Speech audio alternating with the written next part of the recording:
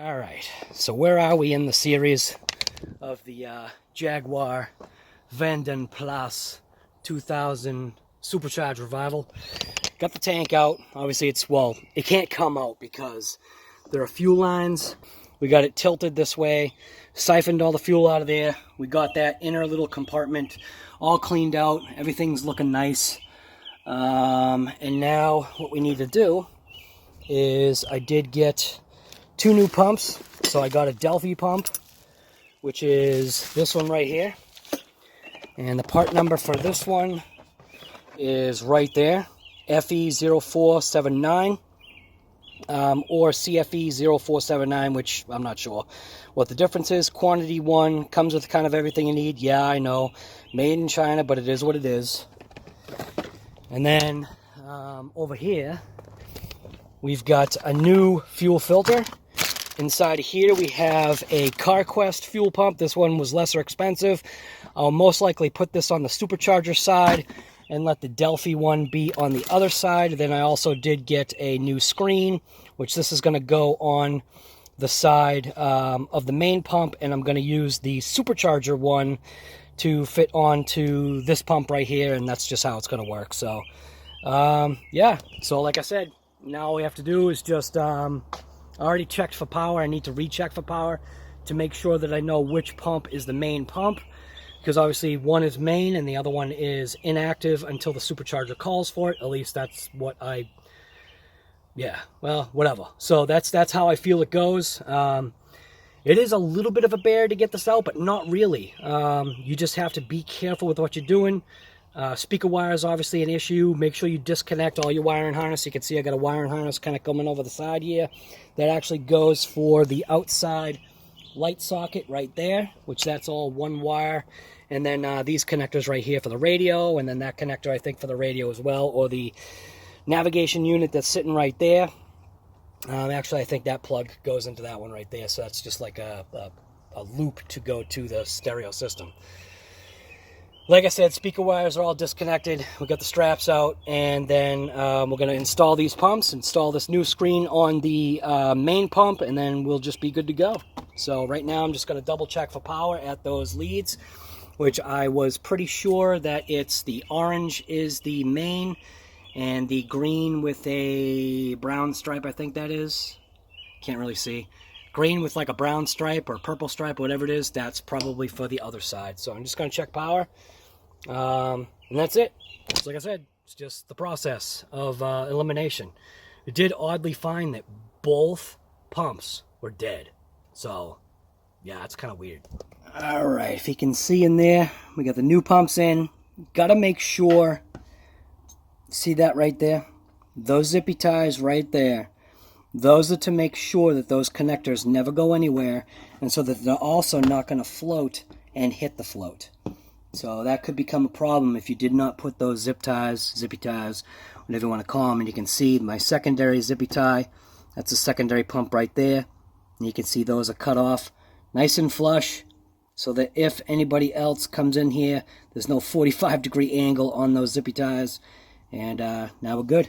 Now ready to toss in the pump top, hook up our hoses, throw this tank back in, and then, I don't know, maybe we'll see if it fires up. And we also have the zippy tie that goes along this portion of the pump, keeping those wires in place, making sure that there's never going to be any issues with the wiring. And now if you took your lock ring off, make sure that before you connect up all these hoses and twist things into place, make sure you put your lock ring into place. Everything has kind of been all cleaned up. And we're ready to install the lock ring, slide this unit into place, get all the hoses connected up, and then, yeah, hopefully we'll be ripping. So you've got the lock ring installed. I do put a little bit of WD just to help facilitate with it turning, and then you just use a screwdriver, and I just go on opposing sides on these little notches, just give it a couple of taps, then go to the exact opposite side, give it a couple of taps that way, and you can see that it actually locks down right there. There's that tab right there. So, and then don't forget to put all your clamps on, all your clamp connections. Make sure you rotate them down, because the way the wiring is in this car, can make it difficult. So if you rotate those things down now, things will be more out of the way. All right, so, oh God. All right, so we just got back from the fuel depot. Obviously you can see tanks all in, all strapped down, all wired up, all ready to rip. This connector right here, I'm not going to bother connecting that up right now. Now I just got to figure out, because of like heights and stuff, how am I going to get the fuel, which is in there. And yes, that does say, does it say Kero on it? Nah, that's one of my kerosene containers, but guess I'm going to have to stand on a ladder and try and figure out how to get the fuel in here.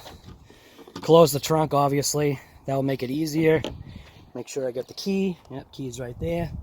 So we're going to close this trunk. And then I guess we're going to have to stick a nozzle in there or some kind of funnel or something. Alright, so this is literally my setup. I've got a funnel just stuck in the hole. Screwdriver right in there. And it works. I don't know how many gallons this was. A little over 5, I think. 5 gallons. I think that should be good enough.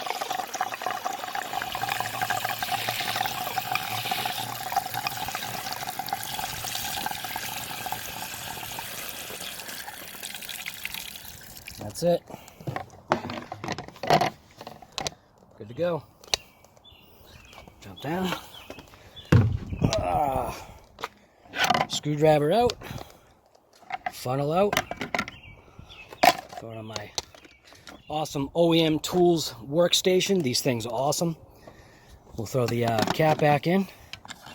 Tighten it up. It is missing that little bumper thing. I think something goes on there.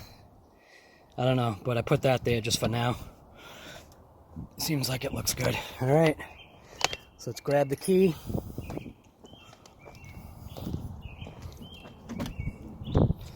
I want to pop the hood.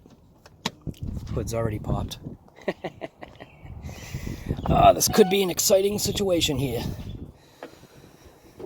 Oh, I hope this thing starts. Got that wire right there. Make sure nothing's like laying on a header. I don't think it is. No. Is it? I can't tell if it's laying on an exhaust header. Well, at least for an initial startup, I think it'll be fine. So, let's see if it even starts up. You know what I'm saying? Alright.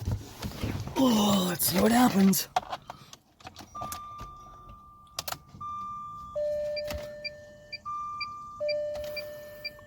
Now, it shouldn't start up right away, seeing the system is probably dry.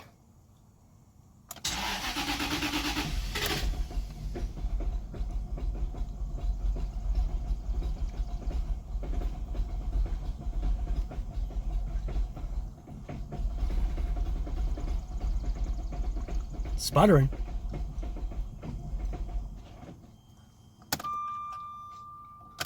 Try it again.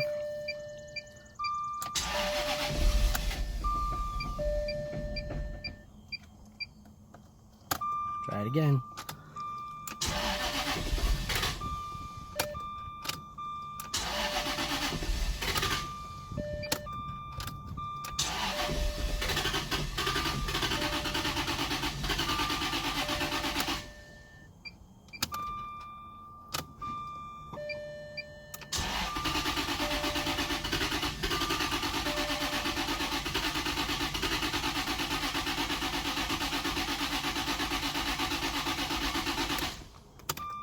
Okay, well, we got sputters. All right.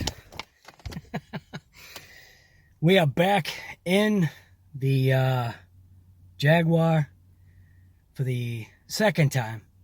Actually had to take the tank out again. I discovered, fortunately, when I put the fuel in, 5 gallons is just enough to come to the top of the pumps, just about the top of the pumps on a level surface. And you can pull out the, the gas gauge. Whatever the heck it is. The float, the gas float. So, it's just skipping my mind right now. Gee, almost sounded southern right that second right there. But I think we're good now. So what had happened was there's a Y pipe in there, and the Y pipe, I believe, had a split. Now that's could be the reason why both pumps were dead. So we're gonna give it a try. All right, key into the ignition, crank it on. System check. Of course, it's going to still give me faults. Look at that. Holy moly. Alright, it didn't want to stay running. Wonder why that is.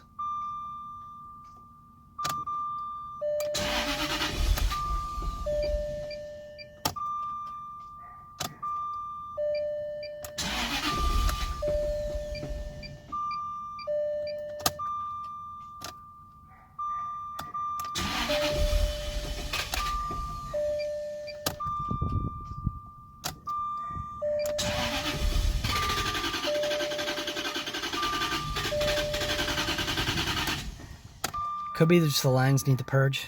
I don't know. I keep giving it cranks.